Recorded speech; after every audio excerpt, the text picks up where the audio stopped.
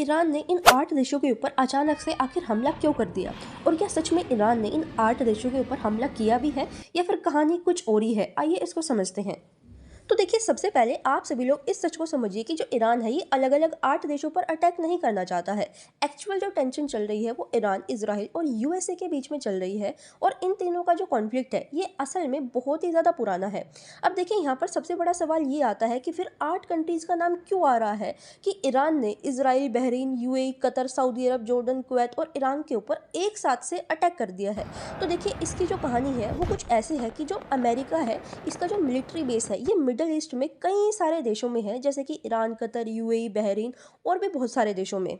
और जब Iran America को जवाब देता है तो वो उन मिलिट्री बेसिस पर अटैक करता है जो कि अमेरिका ने वेस्ट एशिया में अलग अलग कंट्रीज के अंदर बनाए हुए हैं, न कि उन कंट्रीज के ऊपर अटैक करता है। और यहाँ पर सबसे बड़ी प्रॉब्लम यही है कि वो जो बेसिस दूसरे देशों की जमीन पर बने हुए होते हैं, इसलिए न्यूज में आता है कि ईरान ने 8 अलग अलग कंट्रीज के ऊपर अटैक कर दिया है। बट एक्चुअल में जो टारगेट है वो दूसरे देश नहीं होते हैं, बल्कि उन देशों की जमीन पर जो यूएस मिलिट्री बेसिस बने हुए होते हैं, ईरान उन मिलिट्री बेसिस को टारगेट करता है। तो यहाँ पर अभी इन सबसे बड़ा सवाल ये उठता है कि क्या ये जो कॉन्फ्लिक्ट है ये वर्ल्ड वॉर 3 में कन्वर्ट हो सकता है?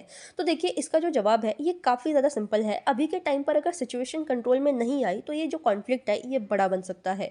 और अभी के टाइम पर जो ये प्रॉब्लम है ये ईरान वर्सेस यूएस और इजराइल की टेंशन है। बाकी जो कंट्रीज है वो डायरेक्टली इसके अंदर इन्वॉल्व नहीं है। तो देखिए, हाईली प्रोबेबली चांसेस है कि ये वर्ल्ड वॉर 3 में बिल्कुल भी कन्वर्ट नहीं होगा, क्योंकि ये जो कॉन्फ्लिक्ट है ये बहुत समय से चलता आ रहा है। और ये सिर्फ न्यूज़ नहीं है, क्योंकि दुनिया